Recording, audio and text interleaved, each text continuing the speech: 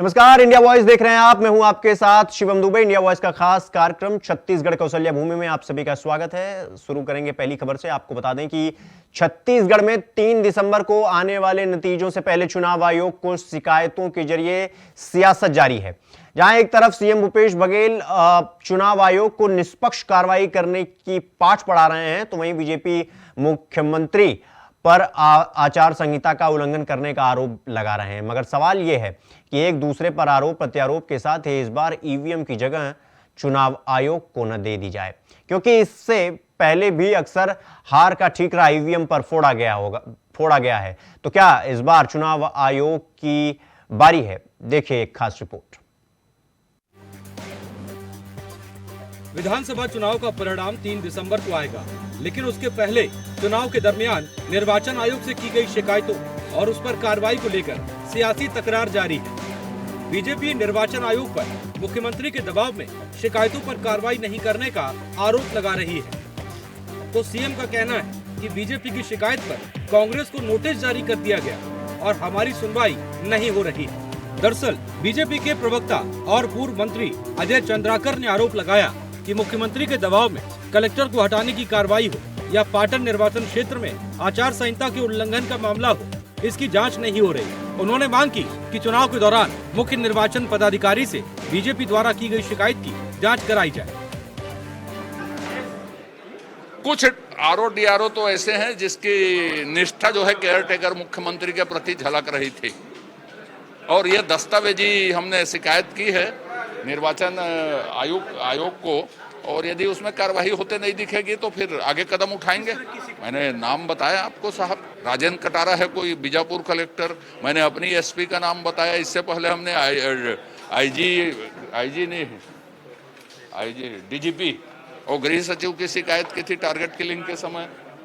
मैंने कहा ना केयर टेकर के प्रभाव से मुक्त, केयर टेकर मुख्यमंत्री के प्रभाव से अलग दिखना चाहिए, तभी निष्पक्ष चुनाव माने जाएंगे। ये मेरा उत्तर नहीं है, तो जिसको नोटिस जाएगा तो सभी उत्तर देंगे। उसमें कौन सी नई बात कर रहे हैं? बात हुई है क्या इस संबंध में? हमारा डेलीगेशन मिला था, उसके बाद आज हमने ये विषय लिया है। देखते हैं, नहीं तो हम वर्किंग डे में अगला कदम उठाएंगे। वहीं कांग्रेस का कहना है कि बीजेपी द्वारा लगातार बयानों और चुनाव आयोग में गलत शिकायत करके अधिकारियों को धमकाया जा रहा है। चुनाव में तय हार की खींच से भाजपाई अधिकारियों को धमकाने और डराने पर उतर आए हैं। चुनाव परिणाम आने के बाद बीजेपी दहाई के 2 अंक भी नहीं पहुंच पाएगी। देखिए, कांग्रेस ने भारतीय जनता पार्टी के आचार संहिता उल्लंघन के कई मामले की शिकायत निर्वाचन कार्यालय में की है, जिला स्तर पर भी की है और राज्य के निर्वाचन पदाधिकारी को भी किया है, लेकिन इस पर अब तक कोई कार्रवाई नहीं किया गया। इससे ऐसा लगता है कि राज्य निर्वाचन आयोग भारतीय जनता पार्टी के जो आचार संहिता उल्लंघन के मसले हैं उसको दबाने का प्रयास कर रही है। निष्पक्षता पर संदेह उत्पन्न हो रहा है। कांग्रेस ने महतारी वंदन योजना जो भाजपा का है, जो एक फर्जी और मनगढ़ंत फॉर्म भराकर जो महिलाओं को प्रलोभित करने का षड्यंत्र रचा गया था, उसकी भी शिकायत की थी, उस पर भी कार्रवाई नहीं की गई है। कांग्रेस ने पुनः निर्वाचन आयोग से इस मामले शिकायत पर कार्रवाई की मांग की है और जो आदर्श आचार संहिता का जो निष्पक्ष पालन राज्य निर्वाचन आयोग को कराना चाहिए, वो कराने की मांग की। वहीं सीएम भूपेश बघेल का कहना है कि चुनाव आयोग को निष्पक्ष होना चाहिए। हमने यहाँ शिकायत की, लेकिन आयोग ने उन पर कार्रवाई नहीं की। वहीं बीजेपी की हर शिकायत पर चुनाव आयोग कांग्रेस नेताओं को नोटिस भेज रहा है। प्रियंका गांधी के बाद राहुल गांधी को भी नोटिस भेज दिया गया। ये तो निष्पक्ष होना चाहिए निर्वाचन आयोग को। और हम लोग भी शिकायत किए थे, जब फॉर्म भरा रहे थे और उसका एड दे रहे थे, विज्ञापन दे रहे थे, तब भी हम लोगों ने शिकायत की, लेकिन निर्वाचन आयोग ने तो कोई कार्रवाई नहीं की। बहरहाल विधानसभा चुनाव का रिजल्ट 3 दिसंबर को आना है। इसके पहले आरोप प्रत्यारोप और निर्वाचन आयोग में शिकायतों को लेकर सियासी घमासान जारी है। अब देखना दिलचस्प होगा, क्या ये शिकायतें चुनाव परिणाम अपने पक्ष में नहीं आने पर राजनीतिक दलों को निर्वाचन आयोग पर ठीकरा फोड़ने का बहाना मिल जाएगा। Bureau report, India voice.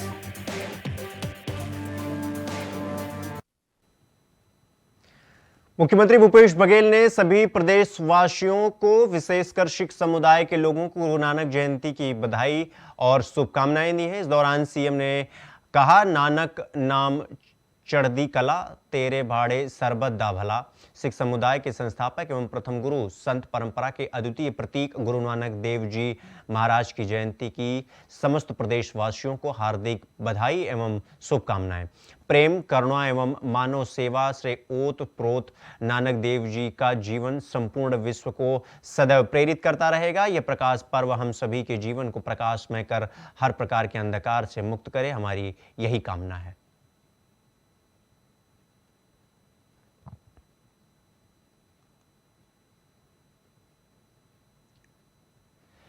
CM Bhupesh Baghel ने आज आदिलाबाद में रोड शो किया। रोड शो में स्थानीय लोगों और कार्यकर्ताओं की भीड़ उमड़ पड़ी। इस दौरान सीएम बघेल ने कहा कि आदिलाबाद में रोड शो के दौरान मिल रहे अपार जन समर्थन को देखकर यह सुनिश्चित हो गया है कि आने वाले परिणाम चौंकाने वाले हैं। तेलंगाना अब कांग्रेस को चुन चुका है।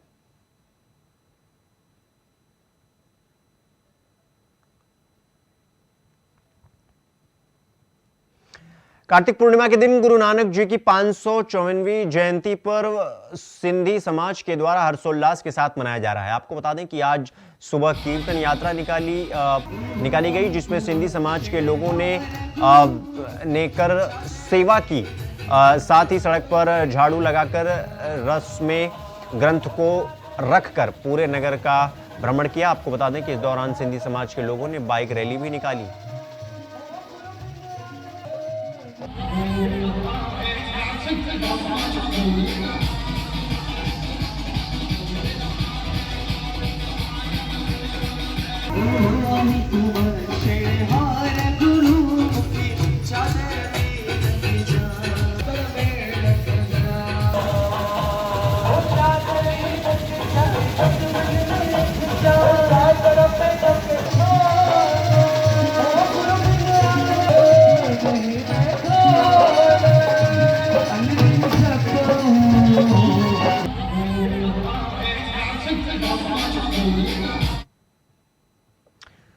खबर सूरजपुर से है, जहां तेज रफ्तार का कहर देखने को मिला। आपको बता दें कि अपने दोस्त के साथ ससुराल से लौट रहे बाइक सवार युवक को एक अज्ञात वाहन ने टक्कर मार दी।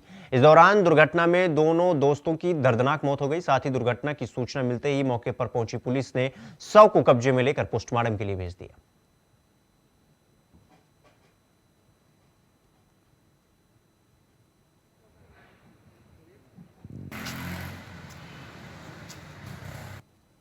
पंखाजूर अनुविभाग के बेतिया थाना क्षेत्र के पिचवी नंबर 93 से मारबेड़ा के बीच नक्सलियों ने बैनर पोस्टर टांगा। साथ ही नक्सलियों ने ब्लूटूथ साउंड सिस्टम लगाकर गाने के माध्यम से कुछ संदेश भी दिया। बता दें कि नक्सलियों ने 2 दिसंबर से 8 दिसंबर तक PLGA के 23वीं वर्षगांठ को मनाने की बात कही। इस दौरान नक्सलियों ने इजराइल के युद्ध के खिलाफ फिलिस्तीन जनता के मुक्ति के आंदोलन को समर्थन करने की बात लिखी।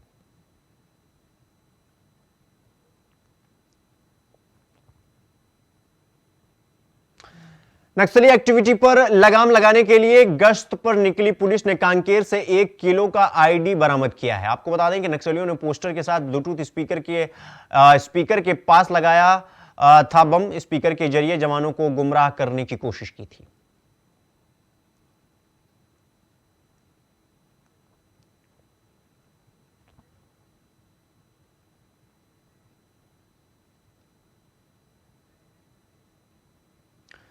रुक करेंगे अगली खबर की। अगली खबर बलरामपुर से है, जहां नागपनी से लेकर हरिगवा तक 6.5 किलोमीटर की सड़क ठेकेदार विभाग 2,37,88,000 रुपए की लागत से बनाई गई थी। लेकिन मुख्यमंत्री ग्राम सड़क योजना के तहत बनाए गए सड़क महज 2 साल ही नहीं हुए कि पूरी सड़क जो है उखड़ने लगी, जिससे वहां के निवासी परेशान हैं। इस परेशान ग्रामीणों ने आरोप लगाते हुए कहा कि ठेकेदार विभाग की लापरवाही से घटिया सामग्री यूज करके ये सड़क बनाया गया था। आपको बता दें कि ये सड़क छत्तीसगढ़ सरकार मुख्यमंत्री ग्राम सड़क योजना के तहत ग्राम पंचायत लोधी में बनाई गई थी। पंचायत लोधी की सरपंच हूँ। लोधी से नागपानी तक मुख्य सड़क बना है, जो 1 साल में ही उखड़ने लगा है, जिसमें अधिकारी व ठेकेदार की लापरवाही से घटिया सामग्री डालकर सड़क बनाया गया है।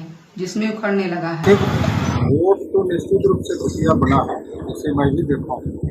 और इसमें ठेकेदार और विभाग के जो कर्मचारी हैं, ये सब इंजीनियर हैं, तीनों की लापरवाही से इसमें घटिया स्तर के मटेरियल का इस्तेमाल किया गया है, इसलिए इतनी जल्दी वो उखड़ने लगे। इस पे फिलहाल बुलेटिन में रुकेंगे एक छोटे से ब्रेक के लिए। खबरों का सिलसिला जारी है, फौरन लौट रहे हैं। ब्रेक के बाद एक बार फिर से आप सबका स्वागत है मेरे साथ। अगली खबर की रुख करेंगे। खबर कोरबा से है, जहां चांपा जिले की शिव नारायण पुलिस ने जिस्म फिरोशी के धंधे में लगी 3 महिलाओं को 2 ग्राहकों के साथ गिरफ्तार किया है। पुलिस ने बताया कि शिव नारायण के मेला ग्राउंड के पास लंबे समय से जिस्म फिरोशी की शिकायत मिल रही थी, जिस पर शिव नारायण पुलिस ने एक टीम गठित कर कार्रवाई की, जिसमें 3 महिलाएं व 2 पुरुष आपत्तिजनक स्थिति में पाए गए। घटनास्थल से मोटरसाइकिल एवं मोबाइल भी बरामद किया गया। वहीं इन सबको गिरफ्तार कर लिया गया है। देह व्यापार के मामले में गिरफ्तार सभी आरोपियों के खिलाफ पीटा एक्ट के तहत कार्रवाई की गई। कोर्ट में पेश करने के बाद सभी को जेल भेज दिया गया। शिवली नारायण के मेला ग्राउंड में एक मुखबिर के माध्यम से कुछ दिनों से शिकायत मिल रही थी कि वहाँ द्रौपदी भट्ट नाम की एक महिला है, वो अपने घरों में पिछले कई महीनों से बाहर से लड़कियां बुलाकर अनैतिक व्यापार धंधा कराती है। इस सूचना के आधार पे पुलिस की आज एक टीम वहाँ पर पहुंचकर रेड की, जिसमें 3 महिलाएं और संचालिका द्रौपदी बाई और 2 जो ग्राहक हैं वो मौके पर अनैतिक व्यापार धंधा करते हुए पकड़े गए हैं। उनके पास से आपत्तिजनक सामान और लेन देन किए गए रुपये पैसे और मोटरसाइकिल बरामद किए गए हैं। कोरबा जिले के ग्राम चैतमा में एक महिला से 35,000 रुपए की ठगी करने के मामले में फरार चल रहे यूनियन बैंक के कैशियर को पुलिस ने गिरफ्तार कर जेल भेज दिया। आरोपी ने महिला के पैसों को उसके खाते में जमा करने की जगह खुद ले लिया। पुलिस में शिकायत होने के बाद वह फरार चल रहा था, जिसे गिरफ्तार कर लिया गया। आपको बता दें कि कोरबा जिले की चैतमा पुलिस ने साइबर सेल की मदद से यूनियन बैंक के उस कैशियर को गिरफ्तार कर लिया है, जिसने एक महिला को 35,000 रुपए उसे धोखे से हड़प लिया। 3 महीने बाद जब वह पैसे निकालने पहुंची तब खाते में पैसे नहीं होने की बात सामने आई। ठगी का पता चलने के बाद महिला सीधे पुलिस के पास पहुंची और शिकायत दर्ज कराई, जिसके बाद काफी मशक्कत के बाद धोखेबाज युवक को गिरफ्तार किया जा सका।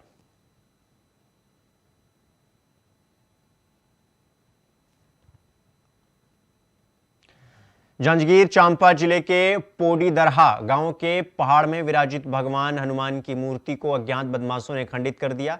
इस घटना से आक्रोशित सनातनियों ने मामले की शिकायत थाने में दर्ज कराई और पुलिस ने मामले में आईपीसी की धारा 295A और 427 के तहत मुकदमा दर्ज कर लिया। पुलिस का कहना है कि मामले की जांच पड़ताल की जा रही है।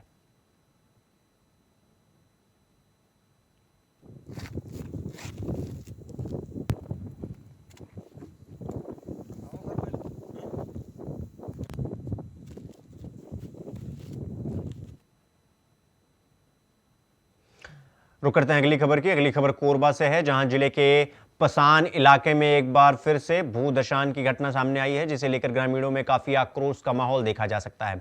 आपको बता दें कि विजय वेस्ट कोयला खदान में करीब 1 किलोमीटर दूर ग्राम बीजा डांड में लगभग 1 एकड़ जमीन लगभग 3 मीटर नीचे धंस गई, जिससे लोग काफी डरे हुए हैं। SECL की खदानों के कारण कोरबा जिले में भू धसान की घटनाएं अक्सर सामने निकलकर आती रहती हैं। गांव के लोग प्रबंधन के खिलाफ काफी गुस्से में नजर आ रहे हैं। इस संबंध में जब इंडिया वॉइस संवाददाता ने रानी अटारी खदान प्रबंधन से बात की, तब उन्होंने इसे छोटी और आम घटना करार दिया। उनका तर्क है कि उन्होंने पर्यावरण और शासन से अनुमति ली हुई है और 3 किलोमीटर के आसपास इस तरह की घटनाएं होती रहती हैं।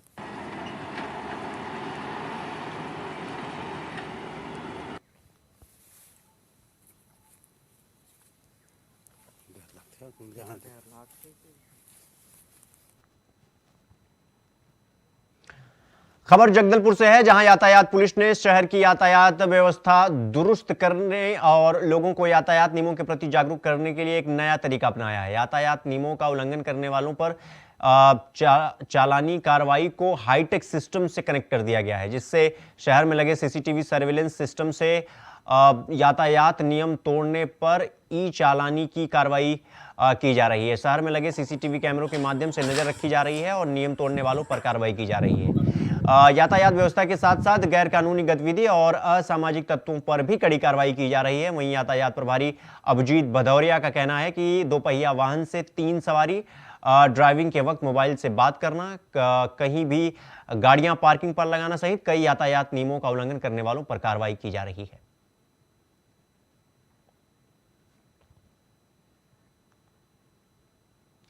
संभाग प्रभारी और राजनांदगांव के सांसद संतोष पांडे ने भाजपा जिला कार्यालय में विधानसभा चुनाव की समीक्षा बैठक की। जिला कार्यालय की बैठक में जगदलपुर, बस्तर, चित्रकूट, नारायणपुर, दंतेवाड़ा, बीजापुर, सुकमा विधानसभा सीट की समीक्षा की गई।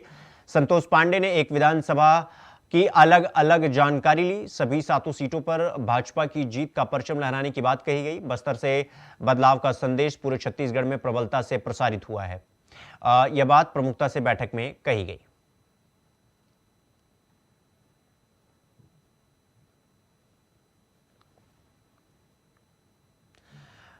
बुलेटिन में फिलहाल अभी के लिए हमें इजाजत दे दीजिए। खबरों, देश दुनिया की तमाम बड़ी खबरों के लिए देखते रहिए इंडिया वॉइस। नमस्कार।